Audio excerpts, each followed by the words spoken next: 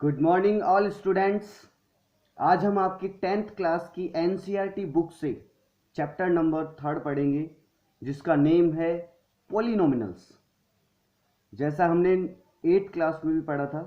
8th class में हमने केवल एक एल्जेब्रिक एक्सप्रेशन को पॉलिनोमिनल कहा था, पूरी ब्रांच को पॉलिनोमिनल कहा था, जहां पर हमने क्वाड्रेटिक पॉलिनोमिनल पढ़े थे, फैक्टराइज करना सीखा था। ठीक है, 9th क्लास में हमने उसको एक स्टेप आगे बढ़ाया था और पॉलिनोमिनल के जीरोस फाइंड करना सीखे थे, जिसके अंदर लीनियर पॉलिनोमिनल के जीरोस फाइंड किए थे और क्यूबिक पॉलिनोमिनल के भी जीरोस हमने फाइंड किए थे डिवाइड देकर, डिवाइड मेथड से। तो सबसे पहले हमने एक वर्ड यूज किया जीरोस, आपको 9th क्लास में आगे बताया था अच्छे से। एक बार मैं फिर से रिपीट कर दूं, जीरो किसी भी पॉलिनोमिनल के लिए हमने जीरो, जैसे जो ये लीनियर पॉलिनोमिनल है एग्जांपल के x+5, इसके लिए हम जीरो किसको कहेंगे? यानी इसमें जो भी हमारा वेरिएबल है, जैसे इसमें हमारा वेरिएबल है x, यानी x की वो वैल्यू जो मैं यहाँ रखूं और इससे पूरा पॉलिनोमिनल की वैल्यू जीरो हो जाए, उससे हमने कहा था जीरोस। जैसे एग्जांपल के लिए अगर मैं x की जगह -5 रख दूं तो -5 + 5 दोनों मिलकर क्या बन जाएंगे? जीरो। तो ये इसका क्या बन गया? एक जीरो बन गया। ठीक है, यानी इस पॉलिनोमिनल के जीरो क्या हो गया? x = -5 इस पॉलिनोमिनल का जीरो हो गया। इसी तरह से हम क्वाड्रेटिक पॉलिनोमिनल भी पढ़े थे, क्यूबिक पॉलिनोमिनल भी पढ़े थे। याद है, क्यूबिक पॉलिनोमिनल में एक जीरो हम खुद अपनी तरफ से पता करते थे, उसके बाद हम उसका डिवाइड देते थे। एग्जाम्पल के लिए मान लो मैं कुछ भी एग्जाम्पल ले लूँ, जैसे x³ + 3x² - 2x + 6। मान लो हम इस तरह से कुछ क्यूबिक पॉलिनोमिनल लेते थे। कोई हमें बोलता है इसके जीरोस फाइंड करो, तो मैक्सिमम पावर 3 है तो इसमें 3 जीरोस होते थे। एक जीरो हम हिट एंड ट्रायल मेथड से खुद पता करते थे। जैसे ऐसे ही मान लेता हूं मैं एग्जांपल के लिए x = -2 कुछ भी रखा हमने और ये जीरो बन गया, तो उस जीरो से हम क्या बनाते थे? एक फैक्टर बनाते थे और इससे डिवाइड देकर हम उसके और जो बचे हुए जीरोस हैं उनको फाइंड करते थे। उसी ब्रांच को अब हम आगे बढ़ा रहे हैं, ठीक है, इस पॉलिनोमिनल की ब्रांच को। और यहां हम एक स्पेशल पॉलिनोमिनल्स पढ़ेंगे, ओनली क्वाड्रेटिक पॉलिनोमिनल। क्वाड्रेटिक पॉलिनोमिनल के जीरोस, यानी हमारी जो एक्सरसाइज है आप सॉल्व करेंगे 3.1, उस एक्सरसाइज को आप अपनी बुक, हमारी जो आरबीएससी की बुक है, राजस्थान बोर्ड की जो बुक है जो हम पढ़ रहे हैं अभी, उसकी जो चैप्टर 3 है, उसकी जो एक्सरसाइज 3.1 है, उसके फर्स्ट क्वेश्चन को आप रीड करना, क्वेश्चन की हेडिंग देखना, फर्स्ट क्वेश्चन। उस फर्स्ट क्वेश्चन के ऊपर एक जो उसकी हेडिंग होगी वहां लिखा हुआ होगा, find the zeros of the quadratic polynomial and also verify the relationship between coefficients and zeros. Clear है? यानी सबसे इसे मतलब इस टाइप की जो क्वाड्रेटिक पॉलिनोमिनल हम 3 टाइप से कर सकते हैं। जैसे हम 3 टाइप से क्वाड्रेटिक पॉलिनोमिनल को कर सकते हैं। जैसे 3 टाइप्स कैसे लिखे? मान लो एक लिख दिया x² - 4x, ठीक है, यानी ये क्वाड्रेटिक पॉलिनोमिनल है, यानी 2 टर्म्स हमने लिखी है। इसके अंदर हमने क्या देखा? इस क्वाड्रेटिक पॉलिनोमिनल में दोनों टर्म्स वेरिएबल हैं। एक मैं ये भी एग्जांपल ले सकता हूं, x² - 16, इसमें भी 2 टर्म्स हैं। इन दोनों टर्म्स में एक वेरिएबल है, एक कांस्टेंट है। क्योंकि क्वाड्रेटिक पॉलिनोमिनल है, इसमें मैक्सिमम पावर 2 रखना जरूरी है मुझे, तो तभी ये क्वाड्रेटिक पॉलिनोमिनल रहेगा। इसी तरह से एक एग्जांपल हम ले सकते हैं x² - 6x + 8। अगर इस एग्जांपल को देखें तो एक क्वाड्रेटिक पॉलिनोमिनल की स्टैंडर्ड फॉर्म हो गई, तीनों टर्म्स आ गई। हमने स्टैंडर्ड फॉर्म क्वाड्रेटिक पॉलिनोमिनल की क्या ली थी? ax² + bx + c, ये क्वाड्रेटिक पॉलिनोमिनल की स्टैंडर्ड फॉर्म थी। 9th क्लास में आपको याद होगा कि चैप्टर नंबर 4 में हमने क्वाड्रेटिक पॉलिनोमिनल की स्टैंडर्ड फॉर्म ली थी और वहां पर हमने ये कोफिशिएंट बताए थे, a क्या होता है, b क्या होता है, c क्या होता है, इनकी वैल्यूज हमने बताई थी। यानी हम x² के कोफिशिएंट को a बोलते हैं, x के कोफिशिएंट को b बोलते हैं और जो कांस्टेंट टर्म होती है उसे c बोलते हैं। उसी प्रोसेस को हम आगे बढ़ाते हैं। 3 टाइप से क्वाड्रेटिक पॉलिनोमिनल होंगे। तो फर्स्ट स्टेप क्या है आपकी? फर्स्ट स्टेप है इनके जीरोस फाइंड करने हमें। फर्स्ट स्टेप में हम क्या करेंगे? इनके जीरोस फाइंड करेंगे। जैसे इसमें और इसमें जीरोस हम डायरेक्ट फाइंड करेंगे। डायरेक्ट कैसे? इसमें हमें क्या दिख रहा है, यानी ये दो टाइप आए जिसमें दोनों वेरिएबल हों, तो उसमें जीरोस फाइंड करने का तरीका है कि आप उसमें जो वेरिएबल है वो कॉमन आ जाएगा। इसमें क्या करो आप, जो एक्स इसमें भी है एक्स इसमें भी है, पहला मेथड जब दो ही टर्म हो और आपको कॉमन दिखे, क्योंकि हमारा फैक्टराइज करने का मेथड कॉमन लेना ही था। थ्री टर्म्स वाले में हम क्या करते हैं, इसमें मिडिल टर्म को स्प्लिट करके उसके बाद कॉमन लेके इसको फैक्टराइज करते हैं, यानी जीरोस फाइंड करने से पहले हमें उसको फैक्टराइज करना पड़ता है। तो इसमें देखो डायरेक्ट फैक्टराइज हो जाएगा, जैसे इसमें हमने x कॉमन लिया, ब्रैकेट में बचेगा x माइनस 4, तो देखो मल्टीप्लाई में कन्वर्ट हो गया, फैक्टराइज हो गया। इस तरह से हमने इसको फैक्टराइज कर लिया। अब इसके जीरोस फाइंड करने के लिए हम क्या कर सकते हैं, इसको इक्वल टू जीरो ले सकते हैं।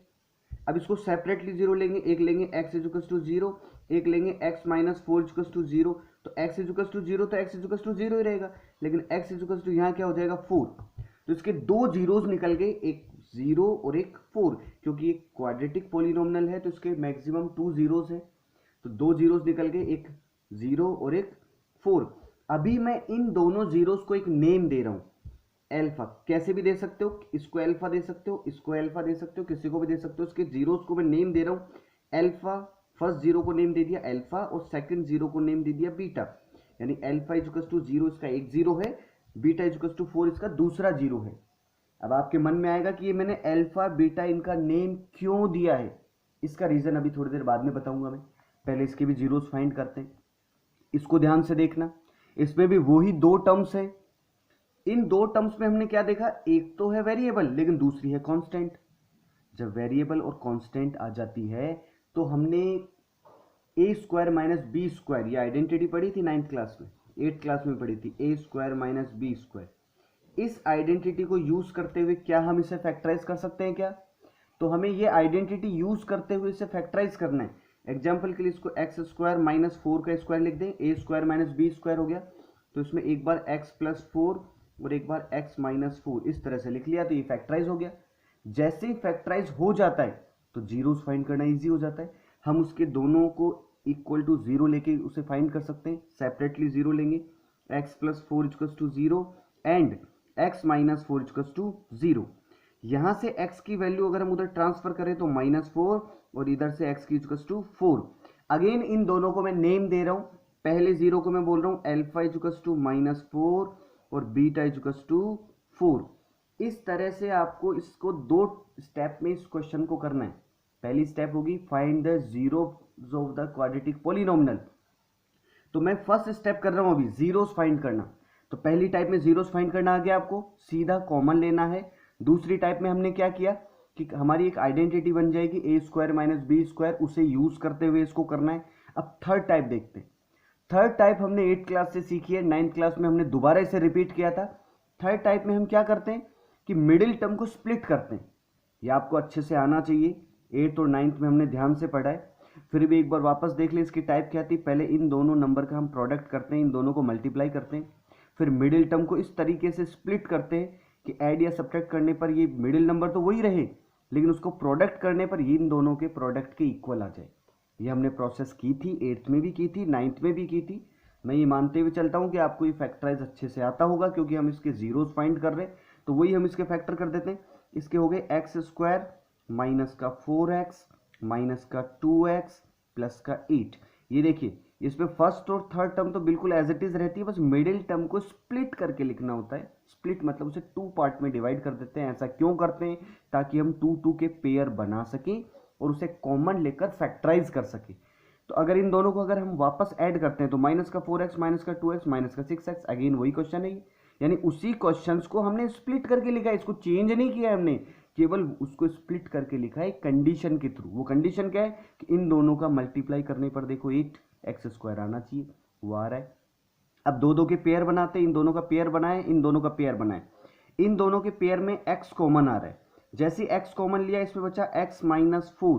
जैसे ही ब्रैकेट क्लोज होता है, आप सबसे ज्यादा ये गलती करते हैं, इसका ध्यान रखना, जैसे ही ब्रैकेट क्लोज होगा यहाँ पे साइन लगाना है।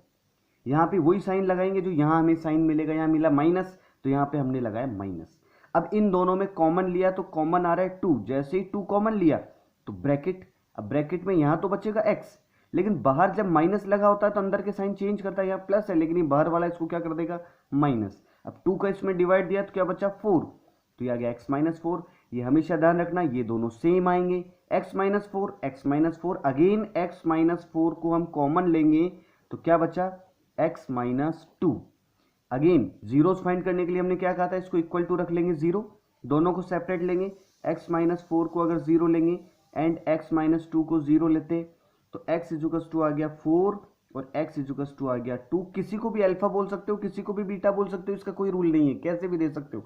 चलो हम ऐसे ही बोल देते हैं, इस बार इसको बोल देते हैं, ये अल्फा इजुकस टू 2 बोल देते हैं और बीटा इजुकस टू 4 बोल देते हैं, कैसे भी दे सकते हो। तो हमने फर्स्ट स्टेप क्लियर कर लिए। फर्स्ट स्टेप कौन सी है, फर्स्ट स्टेप है find the zeros of the quadratic polynomial. मैंने 3 क्वेश्चन लिए आपके सामने, फर्स्ट सेकंड थर्ड, इन तीनों के मैंने जीरोज फाइंड करके बता दिए हैं। आप बिल्कुल ध्यान से इस वीडियो को वापस रिवर्स करके देखना, क्या बताया है मैंने कि जब सीधा कॉमन आए तो कॉमन लेना है, इस तरह से आए तो ए स्क्वायर माइनस बी स्क्वायर की आइडेंटिटी लगानी है, ये टर्म्स आए तो इसे मिडिल टर्म स्प्लिट करके, ये जो हम 8th और 9th में अच्छे से प्रैक्टिस कर चुके हैं वही मैंने किया है। तो आपको जीरोस फाइंड करना आ गया है। अब हम देखेंगे कि अब जीरोस फाइंड करा, अब आगे क्या करना है। हमने इनको अल्फा और बीटा ये नेम क्यों दिया है, अब इसका रीजन समझना। अब इसका मैं रीजन बताता हूं कि इनको हमने जीरोस को नेम क्यों दिया। क्योंकि इस क्वेश्चन में इसने आगे बोला कि इन जीरोस का जो इसके कोफिशिएंट्स है उनके साथ एक रिलेशनशिप है, यानी वो रिलेशनशिप हमें देना नहीं है, वो ऑलरेडी हमारे मैथमेटिशियंस ने वो एक रिलेशन दिया है, हमें उस रिलेशनशिप को सिर्फ और सिर्फ वेरीफाई करना है। यानी हमें क्या करना है, उस रिलेशनशिप को वेरीफाई करना है। तो उस रिलेशनशिप को देख लेते हैं हम, क्या रिलेशनशिप दिया है उन्होंने, इनकी जीरोस और कोफिशिएंट। तो एक बार कोफिशिएंट और पता कर लेते हैं, ठीक है।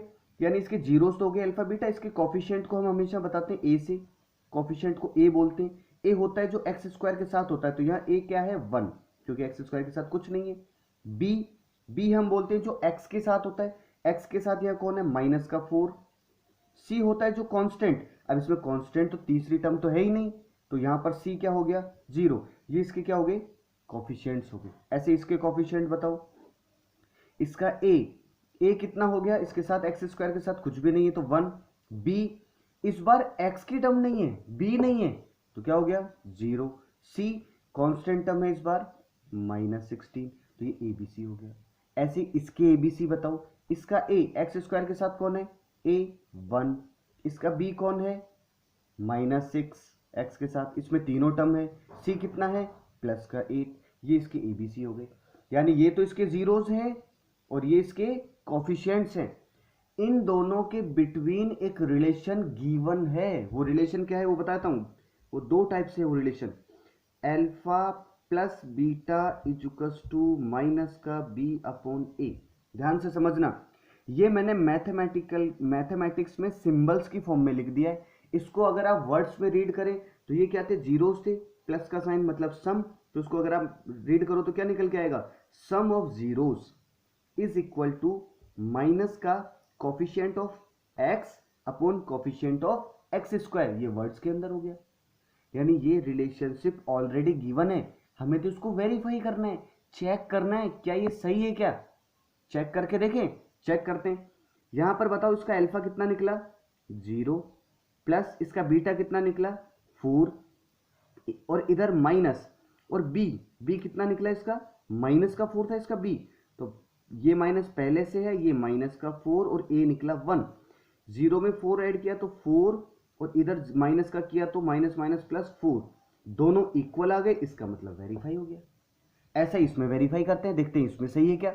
इसका भी वही रिलेशन है कि अल्फा प्लस बीटा, पहला रिलेशन क्या है माइनस का बी अपॉन ए। इसमें चेक करो, अल्फा निकला -4 और बीटा निकला +4, इन दोनों को ऐड किया इधर, तो इधर माइनस का बी कितना निकला 0 अपॉन ए कितना निकला 1, -4 + 4 क्या हुआ 0 में किसी का डिवाइड दिया तो भी क्या हुआ 0, दोनों क्या आ गए इक्वल, मतलब दोनों इक्वल आते क्या हो गया वेरीफाई।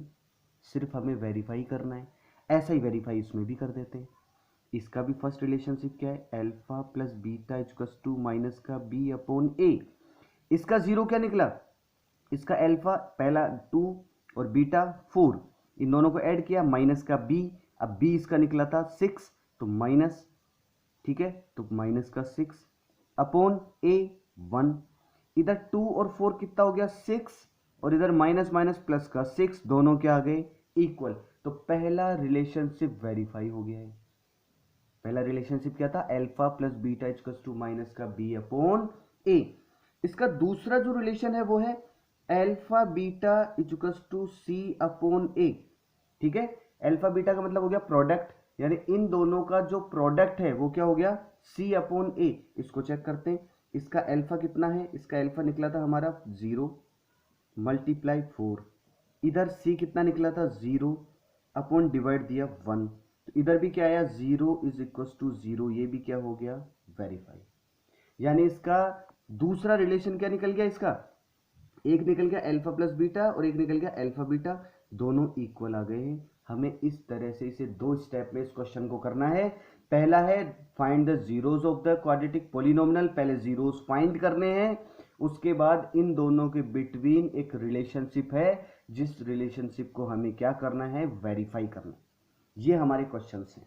तो आप क्या करोगे एज ए होमवर्क, इस एक्सरसाइज 3.1 को, इसके जो फर्स्ट क्वेश्चन है 3.1 में, यानी find the zeros and verify the relationship between coefficient and zeros, तो आप इसको ट्राई करना। नेक्स्ट क्लास में आपके जो डाउट्स हो आप मुझे कमेंट करना, व्हाट्सएप में मुझे बताना व्हाट्सएप पे। उसके बाद में अगेन आपके जो भी डाउट्स हैं उसकी एक डाउट क्लास लेकर अगेन नहीं समझ में आया तो आपको फिर से एक वीडियो बनाऊंगा और फिर से इसको समझाऊंगा।